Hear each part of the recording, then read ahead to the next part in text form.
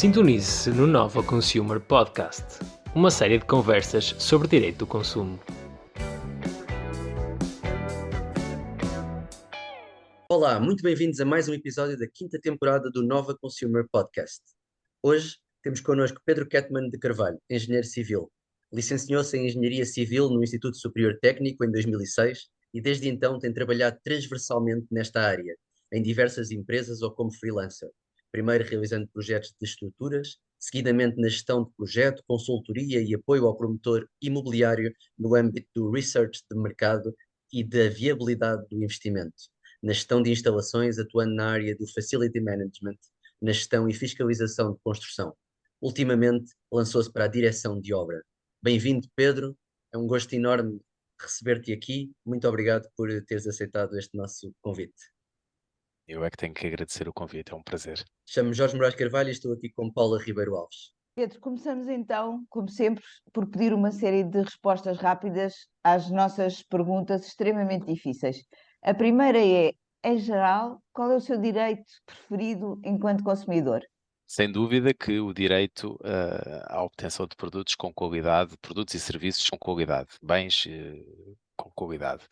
Portanto, percebo claramente que é bastante mais fácil de entender isto no âmbito daquilo que são os bens, porque é palpável, nos serviços não tanto, mas acho que é de facto o direito preferencial e a forma como podemos exigir junto de um vendedor, de um prestador de serviços, a entrega do bem com a qualidade que é esperada, ou então realizar a reclamação e exigir essa reposição de qualidade esperada. Muito bem. E das duas, uma, moradia ou apartamento? Uma pergunta difícil, mas Eu avisei que elas iam ser difíceis. portanto, eu vivi a predominância da minha vida, 90% da minha vida em apartamentos, mas sem dúvida que escolho a moradia. Os apartamentos sofremos de um problema que é a vizinhança e a urbanidade, e são coisas que nem sempre acontecem da melhor forma e acabam por ser mais escassas.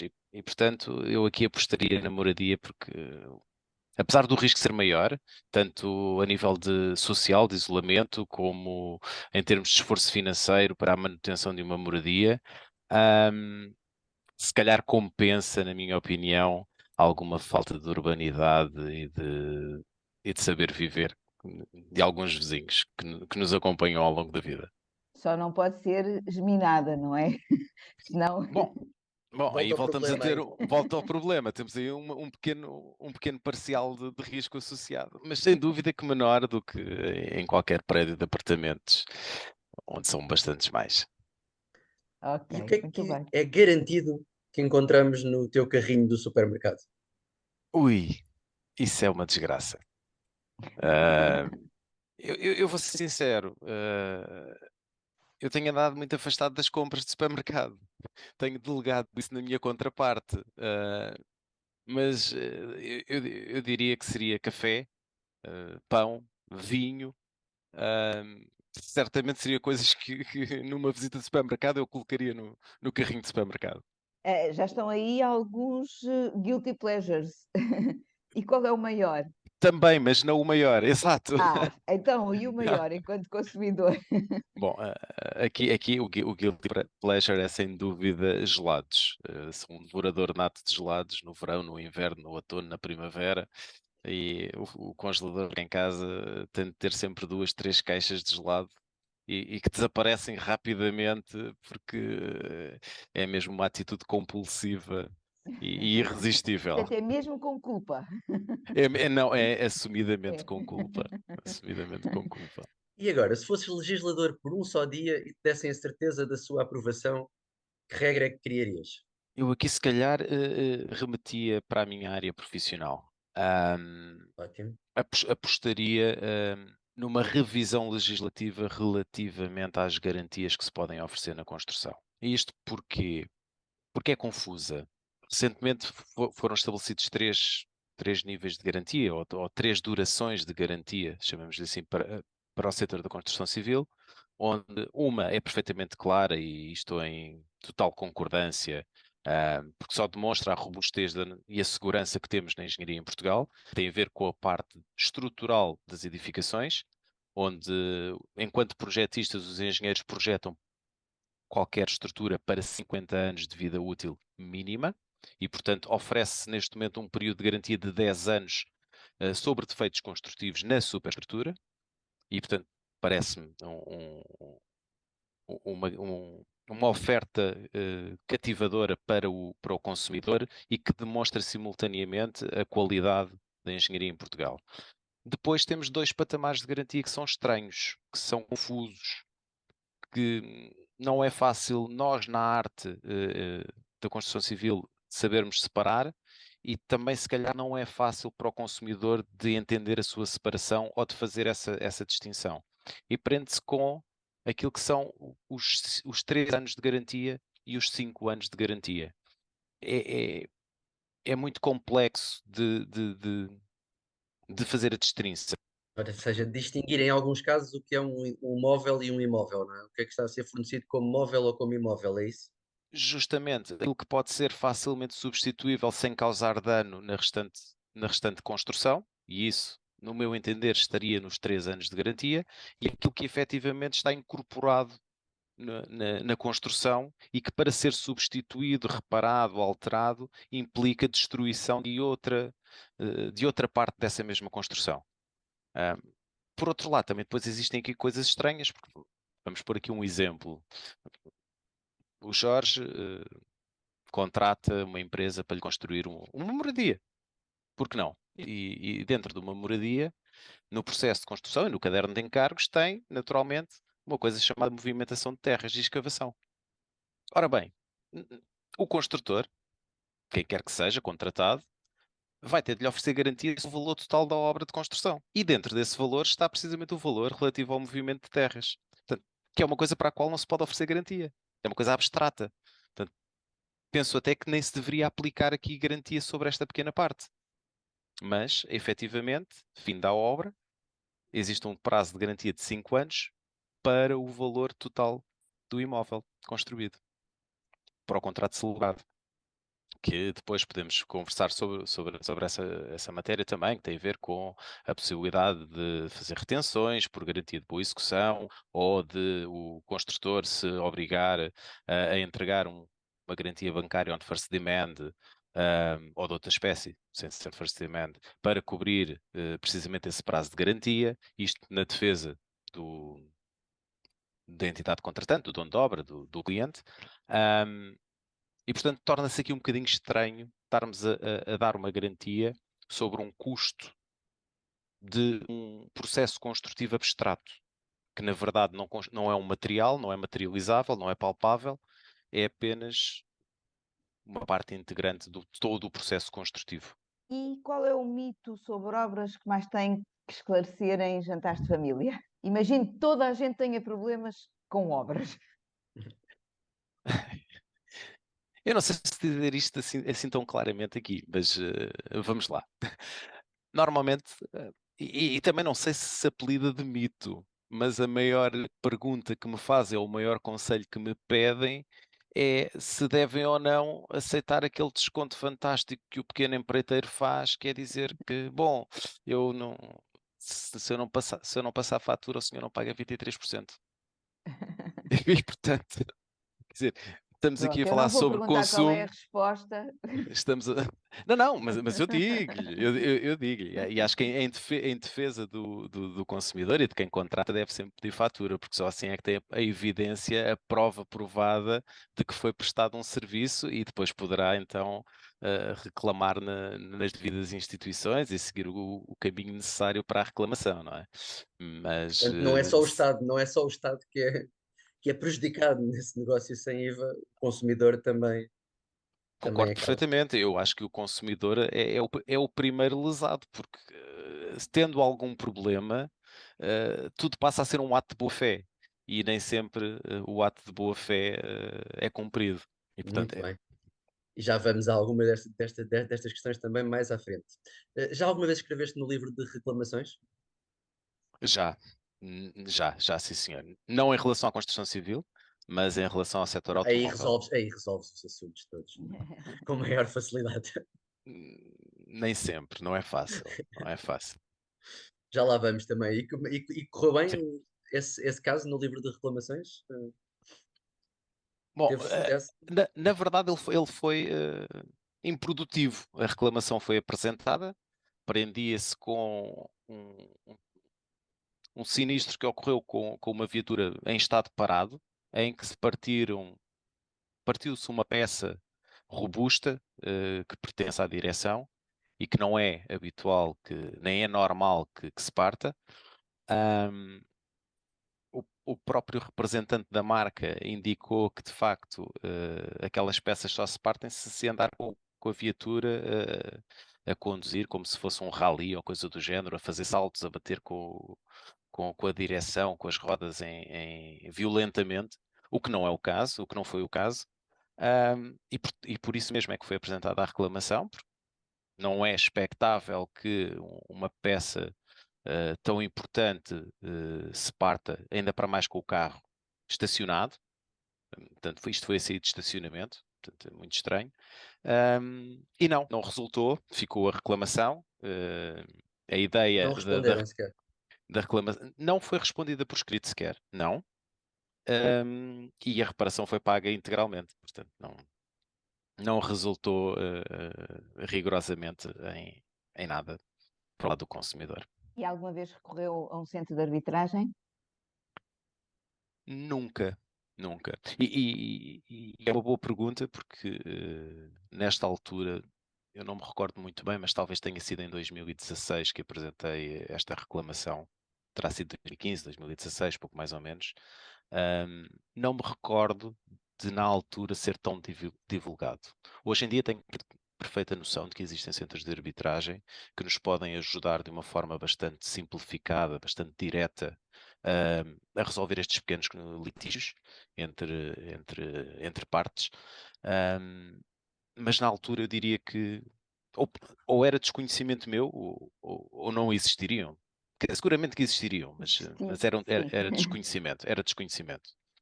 Na Desconhecimento. Acho que verdade, Provavelmente não eram tão divulgados quanto seria desejável, mas efetivamente claro. já existem há algum tempo. Agora, é pena realmente que a divulgação não seja mais intensa, porque eles existem em grande parte para ajudar os consumidores para lhes facilitar o acesso, no fundo, a uma decisão que provavelmente lhes vai resolver o problema que têm. sim. Não, este caso em particular, eu presumo que teria sido mais do que adequado recorrer a um centro de arbitragem e, e tentar então uma mediação, uma resolução com com o representante da marca, e de certeza que seria diferente o resultado final. Acredito perfeitamente que seria diferente o resultado final. Próxima vez vens aqui contar-nos. Da próxima vez que tiveres um litígio, se recorreste ou não a um centro de arbitragem. Passamos Porque agora à não? segunda parte do nosso programa. Podes falar-nos um pouco sobre o teu percurso e o teu gosto pela engenharia, pela construção? Era um sonho que já vinha de criança ou nasceu mais tarde? Na verdade, ele já vem desde a adolescência. Sempre fui muito habilidoso na engenharia, na forma como lidava com os pequenos problemas. Ahm, Recordo-me perfeitamente de ser o Manny Mãozinhas, em casa da minha avó paterna que me criou. Sim. Ahm, e ela contava estas histórias repetidamente, e com bastante orgulho, e deixava-me envergonhado até muitas vezes, porque na altura ela também era uma pessoa de baixas posses e, portanto, qualquer coisa que se avariasse em casa era um desafio e um problema. E recordo-me dela contar duas histórias e que são verdade, e eu também me lembro delas, de dois equipamentos que se avariaram e ela ficou bastante preocupada com a situação. Eram pequenos eletrodomésticos. Ahm, Eram o primeiro deles todos, o pioneiro, vá, da coisa, foi um ferro a vapor. Ahm, e ela estava pronto, tinha dito, bom, vou ter que pegar aqui numas poupanças, vou ter que ir até Algés, existe ali uma casa de reparação multimarca e vou ter de levar lá e gastar dinheiro. Não tenho dinheiro para comprar um ferro novo, mas certamente me vão conseguir reparar o ferro. E eu, vendo-a assim tão triste e desolada com a situação, desafiei a deixar-me desmontar o ferro para ver o que é que se passava, pelo menos. Ainda que eu não mexesse, pelo menos desmontava só para ver. Ah, pronto, ela lá acedeu, muito reticente, sempre muito desconfiada, a pensar que ainda iria fazer pior e que ainda iria perder peças ou estragar ainda mais o equipamento. Mas na verdade correu muito bem, porque consegui desmontar o ferro todo. Espalhei as peças todas que pude pela mesa. A cara de pânico dela duplicou, ainda ficou pior, mas no fim consegui perceber que afinal havia um fio que tinha queimado e, portanto, o ferro não funcionava, não ligava luzes, não fazia coisa nenhuma porque a energia não passava, porque tinha um fio completamente queimado e depois de queimado o fio partiu e, portanto, não havia contacto, não havia condução elétrica. E tornou-se um problema bestialmente simples de resolver. Não é nenhuma ciência difícil, mas pronto, vale pelo pequeno desafio de facto e do gosto de desmontar e ver todos aqueles pequenos componentes e procurar a solução. Mais tarde aconteceu uma faca elétrica a variar-se também. Aí já não foi um fio queimado. Já se deu a que eu o reparasse com bastante facilidade, até me pediu. Olha, já agora podes também dar uma vista de olhos, pode ser que consigas resolver.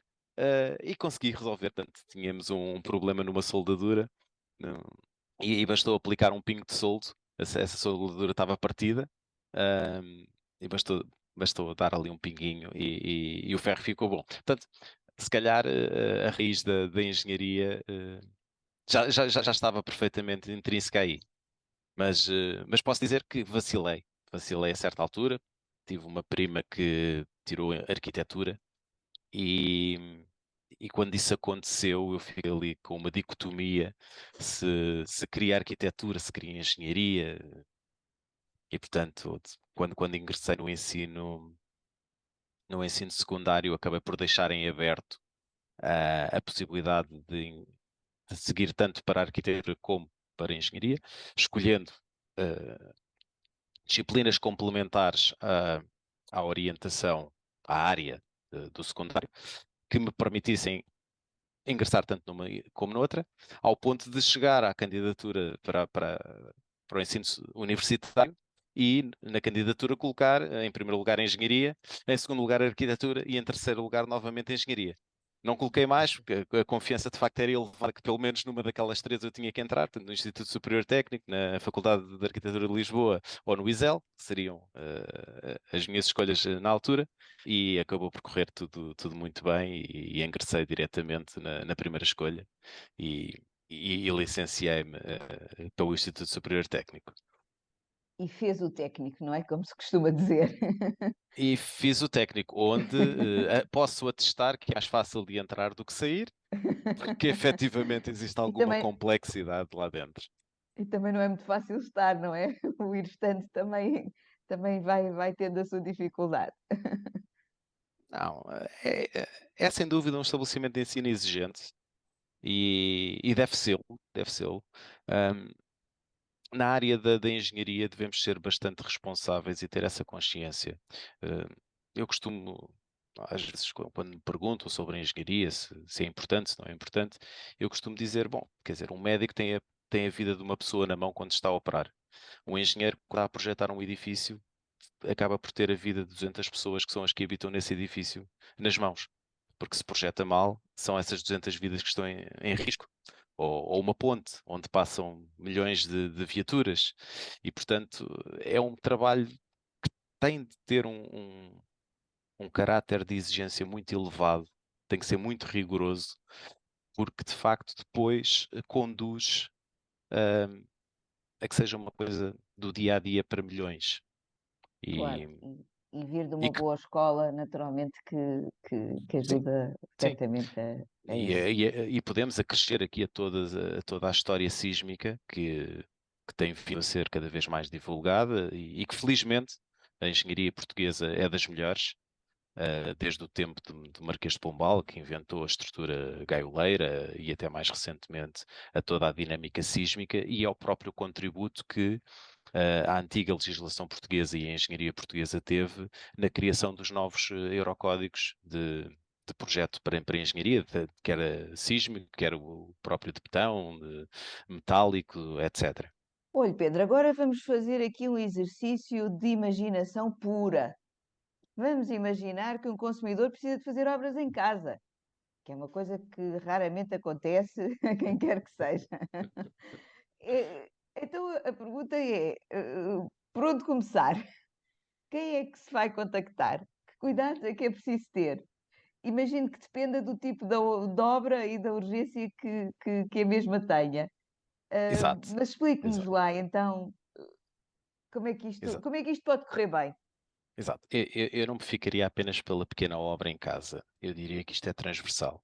É transversal para a pequena obra em casa, é transversal para a pessoa que quer construir a sua casa pela primeira vez de raiz, a tal moradia que falávamos há pouco, ou até para o pequeno investidor que agora decidiu fazer um investimento, mas que nunca fez investimento no setor imobiliário e, portanto, é assim um bocadinho kamikaze e atira-se de cabeça. Ahm, e, portanto, antes de mais, é fundamental encontrar uma boa equipa, um bom arquiteto, e um bom engenheiro que o aconselhem de uma forma bastante profissional, bastante fundamentada. Quando falamos de obras pequeninas para fazer a remodelação em casa, para fazer a casa de banho em casa, mudar a cozinha, dar aquele makeover, tendencialmente as pessoas têm uma obra pela frente que é de um custo bastante mais reduzido, também não têm essa disponibilidade financeira, e acabam sempre por recorrer única e exclusivamente ao empreiteiro. E o empreiteiro é sempre aquele que é recomendado pelo primo, pelo vizinho, pelo amigo, que já fez umas coisas e que até não correu mal, não é? Até Quer não dizer, correu mal, essa é a expressão. é Até não exatamente, correu muito mal. exatamente, Isso já exatamente. é, Portanto, é ter uns standards muito elevados. É o não correu mal, já é. Mas exatamente o critério de seleção é muito baixo, porque efetivamente pegamos por aí. É a obra que correu mal, então exclui, a obra que correu menos mal já se pode considerar, a obra que correu benzinho, então esse aí é o ex-libris do empreiteiro pequeno. E portanto é fundamental colocar competências nesse processo, com- colocar pessoas do métier nesse processo.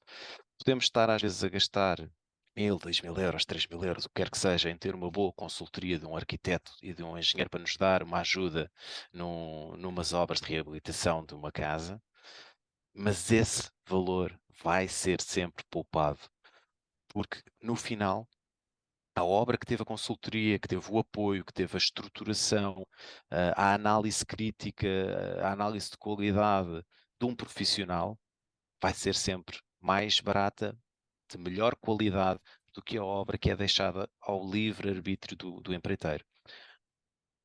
É muito simples, o negócio do empreiteiro é fazer dinheiro. Ele oferece tudo pelo preço de nada. Portanto, ele oferece a reabilitação total, com tudo de bom, mas vai comprar tudo o que é mais baratinho, tudo que às vezes ou não tem certificação CE, ou não é de uma marca reputada, ou é um material de menor valência, ou o cliente quer um azulejo bonito, direito, branco, conjunta mínima e retificada, e ele acaba por comprar esse mesmo azulejo, mas não de primeira escolha, que vai comprá-lo de segunda escolha.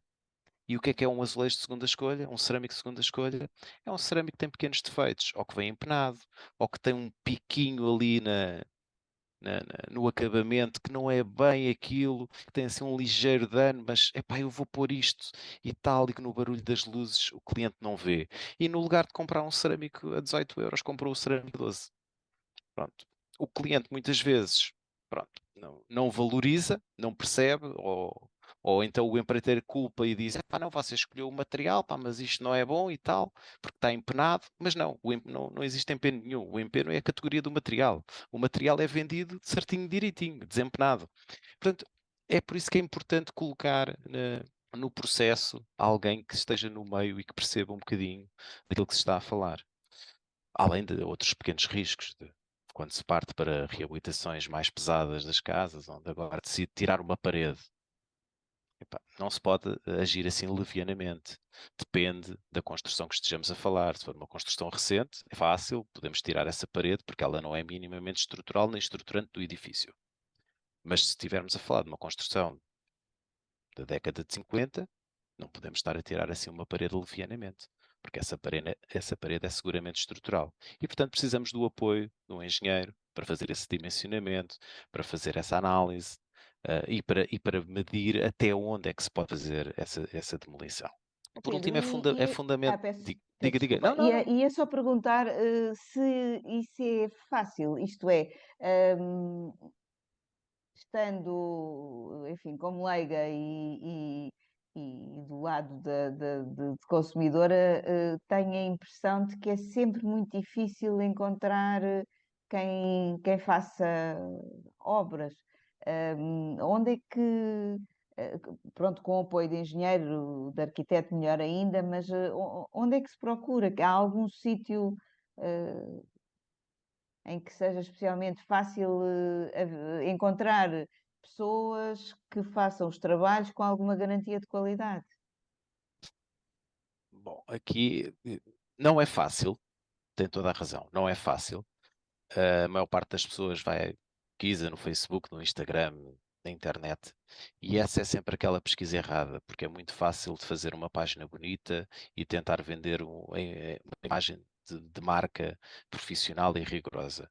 Mas, na verdade, a procura deve ser feita precisamente dentro do grupo de pessoas que está na área, que está no meio e que conhece todos os pequenos subempreiteiros, que conhece todas essas artes e artimanhas, sabe quem é que se porta melhor e sabe quem é que se porta pior. E, portanto, novamente, tem de ser uma consulta, ou um conselho, melhor dizendo, de um profissional, de um arquiteto, de um engenheiro que está na área, que está no ramo, a indicar duas, três empresas com as quais está regularmente habituado a lidar e a trabalhar e que, portanto, pode atestar pelo seu grau de qualidade, na execução dos trabalhos. Ora, queria só deixar aqui outra coisa bastante clara e acho que é importante para todos que nos escutam, que é a importância de quando se faz obras em casa, esclarecer todos os restantes implicados. Ou seja, quem tem uma moradia não tem esse problema, faz a sua obra, apenas tem de comunicar à Câmara com 5 dias de antecedência que vai fazer uma pequena obra de remodelação interior da casa, não é sujeito a qualquer tipo de licenciamento, tem que fazer apenas essa comunicação e faz a sua obra tranquilamente.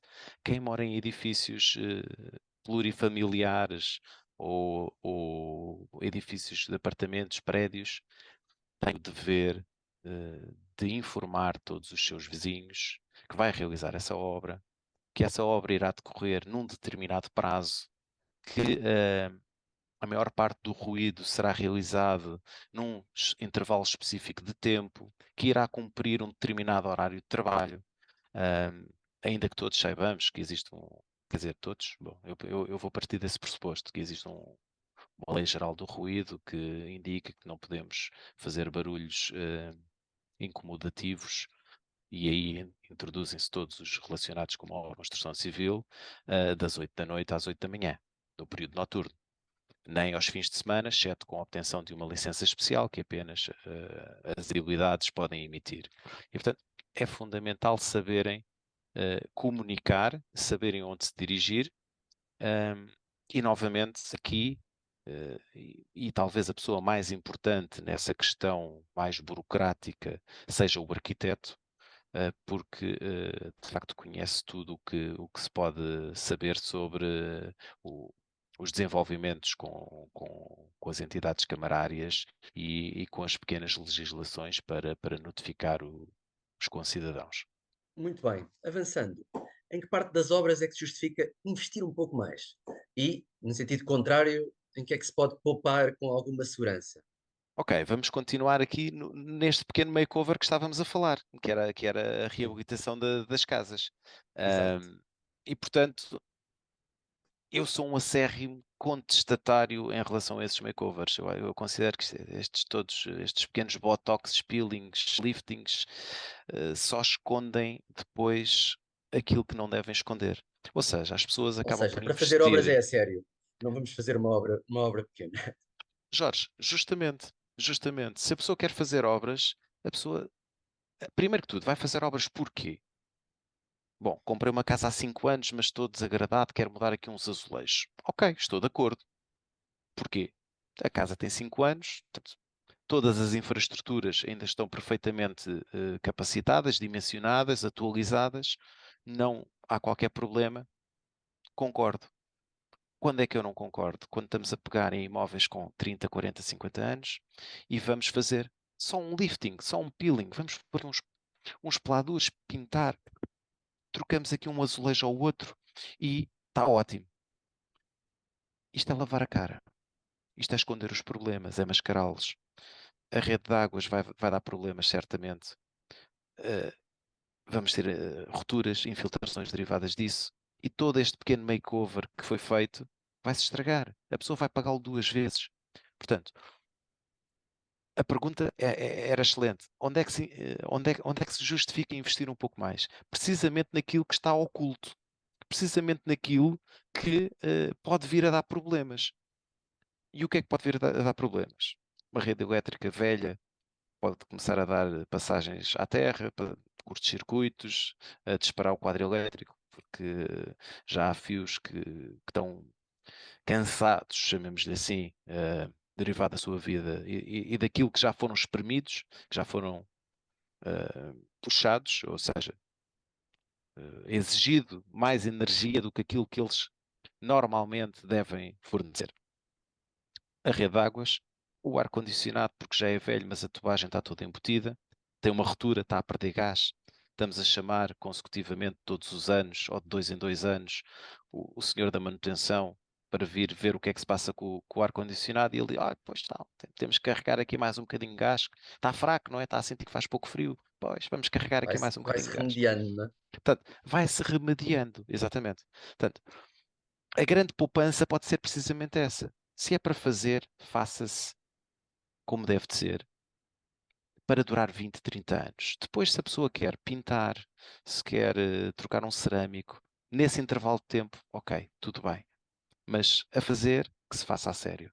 E aí alerto toda a gente, porque efetivamente há muita reabilitação no centro de Lisboa e arredores, periferia, aqui na grande área de Lisboa, de casas com 40, 50, 60 anos que são reabilitadas e as infraestruturas são mantidas. E a pessoa está a comprar aquilo que nós chamamos o gato por lebre, porque pouco tempo depois de entrar começam a ter problemas com estas infraestruturas.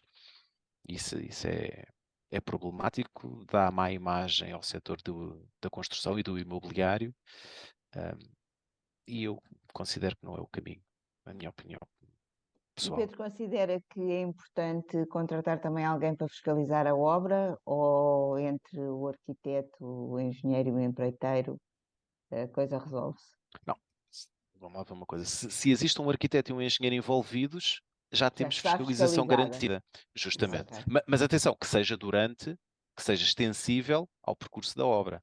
Muitas vezes o Não arquiteto e o podem engenheiro estar são, no momento inicial só, é isso? são chamados ao momento inicial, que é o momento de avaliação daquilo que é necessário ser feito, Planear, não quantificação, é? preparação do caderno de encargos ou o pequeno projeto e depois então entregam ao cliente e o cliente gera a partir daí diretamente com o empreiteiro. O que eu digo é que durante a fase de obra deve haver sempre alguma supervisão. Deve existir sempre um fiscal de obra que, com alguma regularidade, faça o acompanhamento dos trabalhos, faça a verificação de que os materiais aplicados são os adequados, faça o controle financeiro daquilo que está a ser cobrado, faça aquilo que está executado. Portanto, aí acho que é fundamental as pessoas continuarem a munir-se de profissionais na área que possam dar-lhes essa segunda garantia de qualidade. Claro, isso parece-me também bastante importante, embora também encareça, não é? Se as pessoas tiverem dificuldades financeiras, muitas vezes se calhar optam por soluções mais baratas, depois acabam por sair, por vezes, até mais caras. Sim, sim, mas é um tema bastante engraçado, é bastante importante, não é engraçado, é bastante importante que tu tocaste, Jorge, que é precisamente a quantificação de custos. E eu posso dizer que para um projeto normal, de construção de uma casa, de um prédio, um investimento imobiliário, um projeto normalmente custa cerca de 2, 2,5, 3% no máximo do valor total que a obra vai custar. O projeto. Portanto, ou seja, o pensamento inicial, crítico, dimensionamento, profissionalizado, quantificação, realizado por uma equipa de arquitetos e engenheiros, com todas as suas vertentes, a arquitetura, a superestrutura, as instalações elétricas, redes de águas e esgotos, gás, ar-condicionado, ventilação, segurança contra incêndios, tudo. O processo de gestão e acompanhamento de obra, gestão e fiscalização de obra, tem um peso de 2%, sensivelmente também, relativo ao montante total do investimento. Ora, portanto, o pensamento profissional e crítico está aqui nos 5, 6% daquilo que é o volume todo da obra.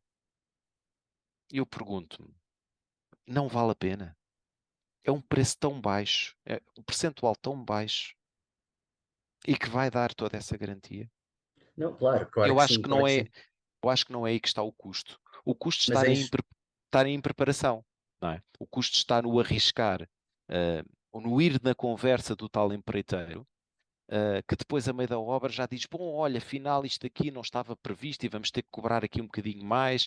E, epá, pois, olha, estávamos aqui a desmanchar esta parede e encontramos aqui umas surpresas, vamos ter de ir mais longe.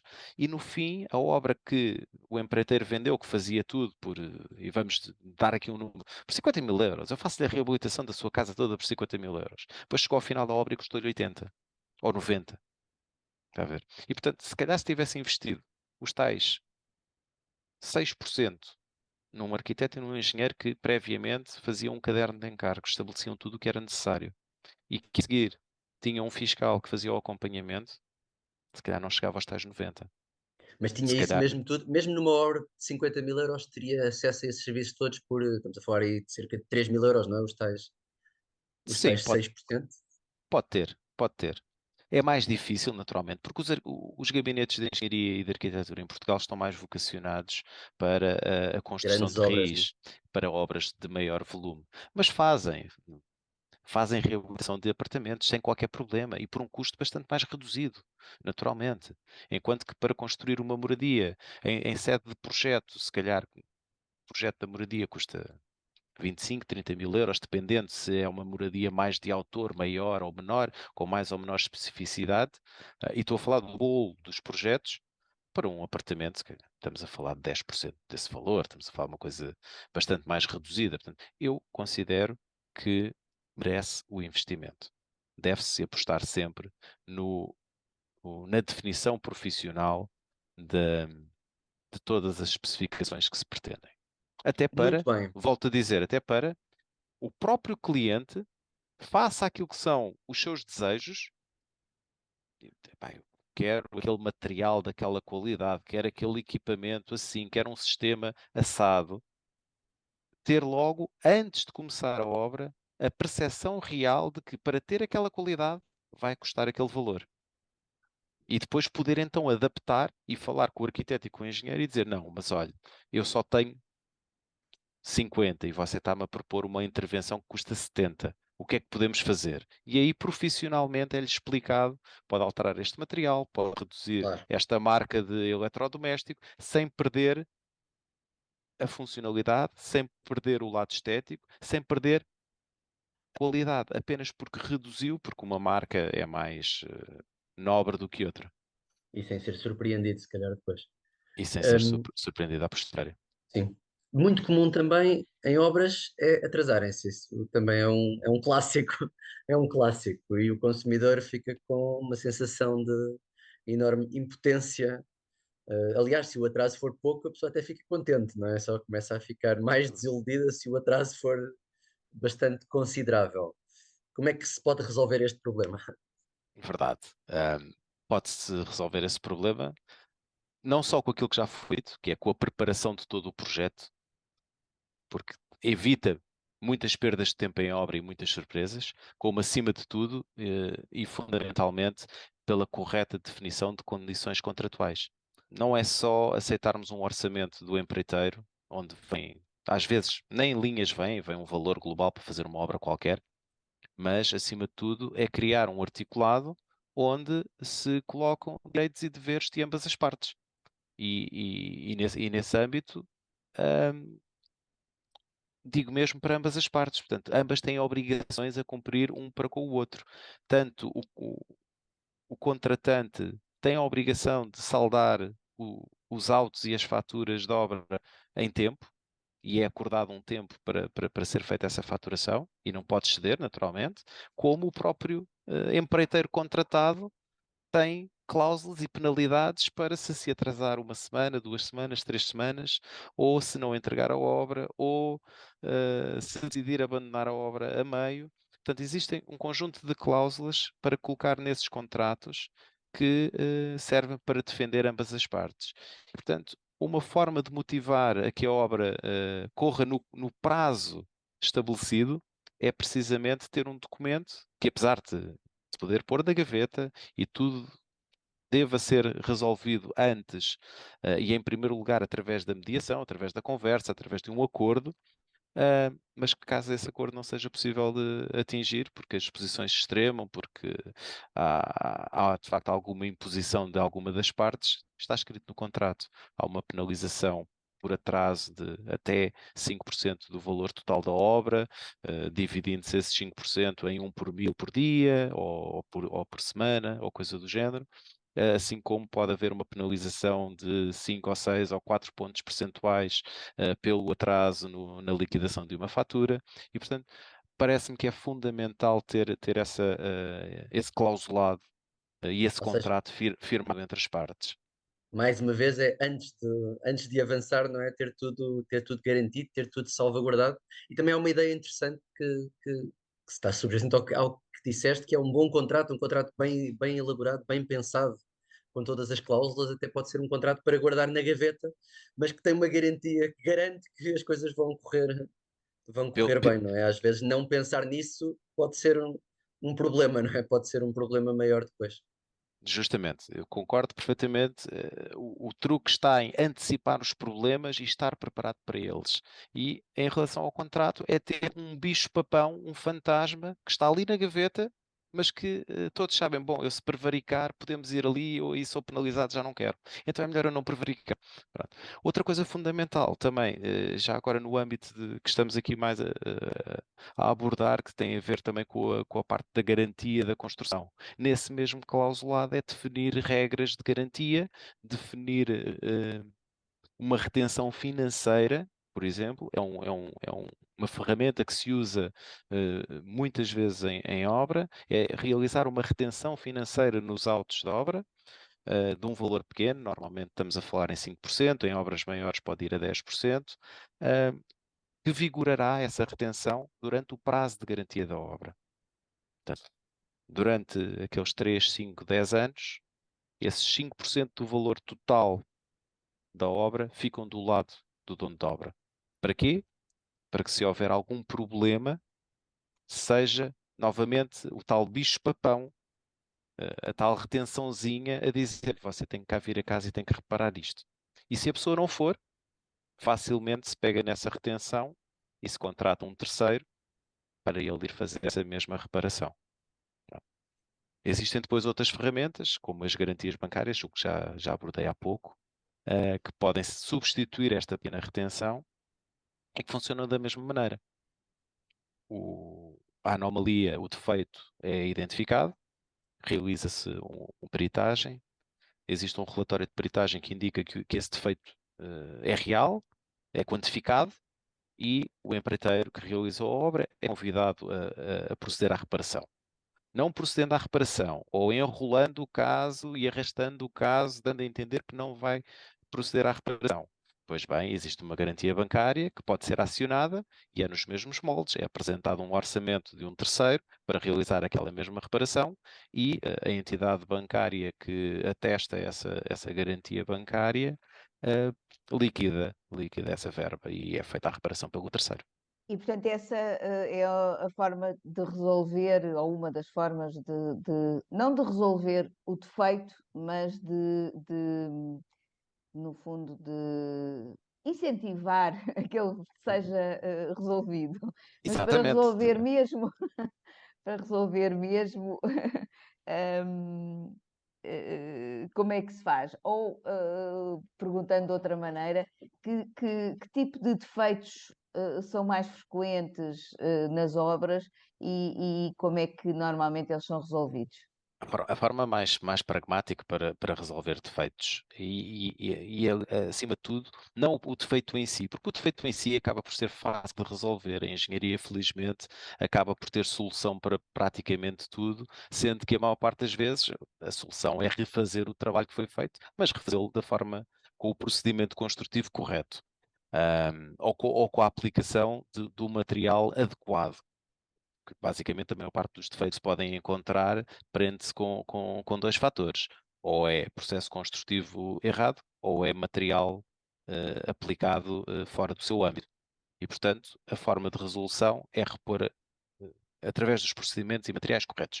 Mas onde o grande problema existe é na argumentação e na resolução do conflito em que o dono de obra diz que está defeituoso e o empreiteiro diz, bom, mas eu construí aquilo que você me pediu, eu fiz aquilo que foi pedido, eu fiz aquilo que estava estabelecido e, portanto, se correu mal, a culpa não é minha. Eu sempre construí assim na vida e sempre ficou bem, mas desta vez ficou mal. E, portanto, onde é que está o problema? É em ter o parecer técnico ou que faça de prova e que convença e que termine com a dúvida entre empreiteiro e dono de obra. E para isso existem empresas também especializadas na área. Se for mais do âmbito daquilo que é o defeito estrutural, porque começaram a abrir fissuras, ofendas mesmo, porque se nota que o edifício de um lado descaiu um pouco e do outro não, aí temos uma empresa no mercado que é muito forte nessa avaliação, que é a OZ Diagnósticos, passa publicidade, ahm, e que pode facilmente realizar todo o tipo de ensaios destrutivos e não destrutivos, para avaliar se tudo estava em condições e redigir o respectivo relatório técnico indicando a potencial solução, como podem sempre recorrer a parceiros de instituições acreditadas, como o ISQ, como o LUNEC, como o Laboratório de Materiais de Engenharia. eh, Portanto, no mercado acaba sempre por existir solução para essa dinâmica. Muito bem. Por fim, tínhamos aqui uma última questão. Nós já abordámos também aqui o problema das garantias, e da existência de prazos diferentes, não é? O prazo de 5 anos é o prazo geral de garantia dos imóveis, 10 anos para os elementos estruturais, como já dissemos. Se for considerado um imóvel, era 3 anos, Seria de três. como vimos também. Se for um serviço apenas, a garantia até pode ser menor, é mais difícil de dizer ao certo qual é o prazo de garantia dos serviços. Como no meio desta confusão toda, será que existe informação suficiente sobre os períodos de garantia? Será que estes são adequados à proteção do consumidor? Eu hoje fui a uma loja, comprei um relógio e dizia-me: senhor, isto tem 3 anos de garantia, como se fosse uma coisa muito boa, que é o prazo de garantia dos relógios, né, dos bens móveis em Portugal, mas depois dizia-me a seguir: mas só se for em Portugal. Se for fora de Portugal, este bem que está a comprar agora só tem 2 anos de garantia. Pronto, ok, fiquei a saber que há uma diferença aqui, como se não fosse sempre aplicável a lei portuguesa a um contrato celebrado numa loja. Isto para perguntar o quê? As pessoas sabem efetivamente quais são os direitos que têm, quais são estes prazos de garantia no meio desta questão tão confusa, e se as pessoas não souberem, será que temos uma efetiva proteção do consumidor? Jorge, eu manifestamente acho que não. Acho que é tudo tão confuso como acabaste de explicar. Quer dizer, se for um serviço pode ter um prazo de garantia menor, se for um bem móvel são 3 anos, se for uma construção são 5, se for uma superestrutura são 10. Quer dizer, já estamos a entrar aqui numa discretização tão grande que depois classificar o que é o que já se torna difícil. E e deixa de ser prático para o consumidor saber todos esses detalhes. Não é? Quer dizer, quando tudo é tão esmiuçado, quando existe uma linha, uma regra para cada pequena coisa, eu acho que se torna confuso. E deveria ser muito mais simplificado, sem dúvida. Posso dizer também aqui no prédio onde habito, comprámos umas luminárias para colocar nas varandas. E as pessoas começaram-se a queixar que, de facto, na base de fixação, que está a aparecer pontos de ferrugem, está a ficar com aquele aspecto ferroso. E já estavam a recriminar, e quem é que escolheu isto, e porque é que escolheu isto, e, e que raio é que andaram para aqui a fazer. Estavam a reclamar com o condomínio, é isso? A reclamar com o condomínio, exatamente, porque é que a escolha tinha sido assim ou assado. Uh, Até que foi dito, então, mas calma, mas as luminárias têm garantia, certo? Portanto, se está a aparecer ferrugem, são adequadas, a ficha técnica diz que sim senhor, podem estar aplicadas no exterior, em teto, portanto, são da marca Philips, portanto, porque é que não se pode acionar junto do fornecedor a garantia? Bom, começou logo a dúvida. Então, mas a garantia é de quanto tempo? Mas são 2 anos, são 3 anos, quantos anos é que são? Então, mas isto foi aplicado numa reabilitação da obra. Quer dizer, quem aplicou foi uma empresa que andou cá a fazer a reabilitação da obra. Bom, isso não é 5 anos, porque é construção. Bom, instaurou-se logo o pânico. Ninguém sabia dizer rigorosamente nada sobre o assunto. Pior, foi o comentário do gestor de manutenção que diz, bom, isso é tudo muito bonito, efetivamente, nós na ficha técnica do equipamento até diz lá no final que tem 3 anos de garantia, na ficha técnica da Philips, atenção. Ahm, mas nós contratamos ali o fornecedor que é da margem sul e ele diz-nos que não pode fazer nada. Que se nós quisermos, temos que contactar diretamente a Philips.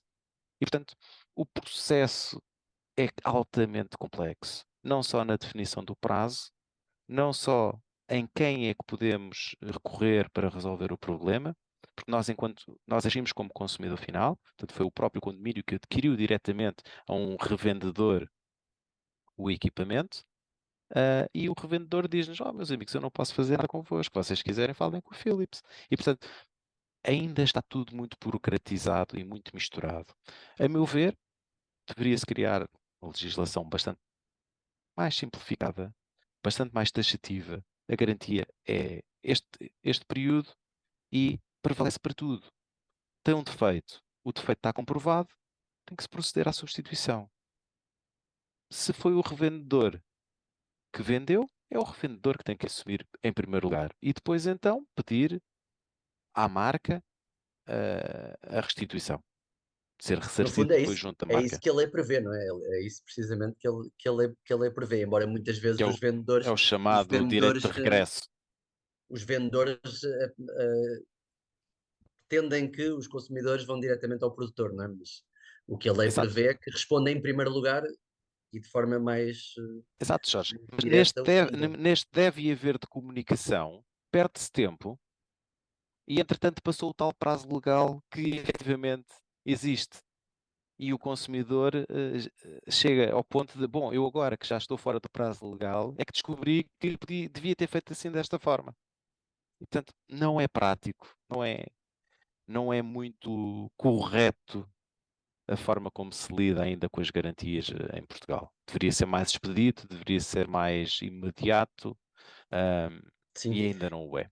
Ainda não eu o é. diria que aqui entra mais um aconselhamento importante e necessário, se calhar, que é além do arquiteto e do engenheiro, depois entra aqui o jurista, o O jurista e jurista, o especialista justamente, nesta área, que pode ter um papel importante também aqui para a satisfação dos direitos. sem dúvida, sem dúvida. E o próprio legislador, porque o próprio legislador tem que ser Pode ser bastante mais mais claro, ativo, pode ser mais claro também.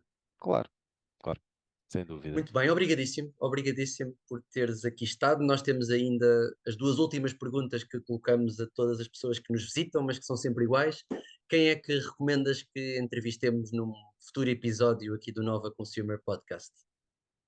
Bom, atendendo que isto é um podcast sobre consumo e os poucos, alguns já, podcasts que eu tive a oportunidade de ouvir e de escutar, foram sempre do lado do consumidor. E, portanto, eu desafiava-vos a fazerem um podcast com alguém do outro lado, com alguém do lado do vendedor, de quem está a vender o bem, a fornecer o bem, para se perceber também como é que eles veem toda esta situação, como é que eles interagem, como é que são o tipo de reclamações que recebem, porque também acredito que haja algumas que são obtusas ou pelo menos caricatas. E portanto, se calhar diria que, e até naquilo que é o mais fácil hoje em dia, que é aqueles bens diretos de consumo de supermercado, como falámos no início, do que estaria dentro do meu carrinho de supermercado, se calhar seria uma boa oportunidade de convidarem alguém de uma cadeia de supermercados, de um modelo, de um Continente, um Pingo Doce, Lidl, uma coisa do género, e ouvirem também o relato do lado deles. Ó Pedro, e uma sugestão cultural para os nossos ouvintes? Talvez um livro, uma música, um blog, um podcast? Isso só vem o Bom, nosso.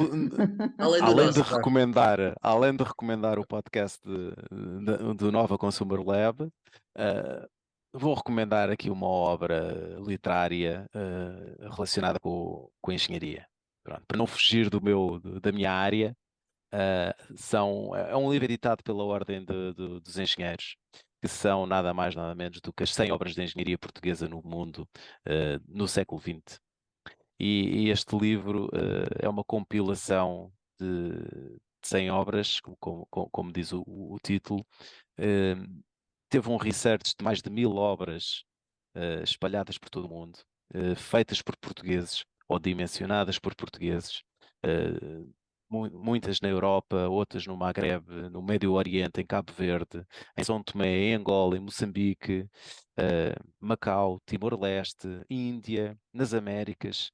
E, portanto, eu acho que é interessantíssimo conseguirmos perceber como a engenharia portuguesa realmente anda pelo mundo, é inovadora, é de qualidade, ehm, e deve ser reconhecida como tal. E este livro, ao fim e ao cabo, é um prémio a todos os engenheiros e trabalhadores do setor da construção civil que andam expatriados pelo mundo, a vender a nossa boa arte e o nosso bom nome.